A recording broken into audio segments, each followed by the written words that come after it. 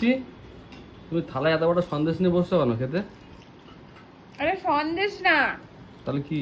এটা হলো কি চিংড়ি পিঠা। এই দেখো, চিংড়ি পিঠাটা হলো গিয়ে পাতায় ভেজেছে, এর মধ্যে আছে চিংড়ি মাছ আর আছে হলো গিয়ে নারকেল।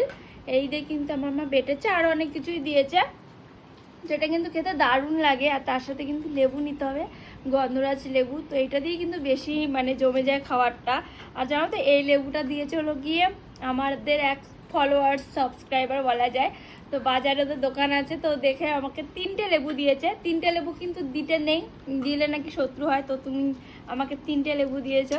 যাই হোক, বলেছে যে খাবে আর ভিডিও বানাবে। তো ওই আজকে চিংড়ি মাছ করেছে, তার জন্য ভাবলাম তাহলে খাই আর ভিডিওটাও হয়ে যাবে। তো এই যে খাচ্ছি। আর কারা কারা চিংড়ি পিঠা খাও একটু কমেন্টে জানিও তো। এটা কিন্তু আমাদের বরিশালের রান্না, দারুণ টেস্ট, দারুণ।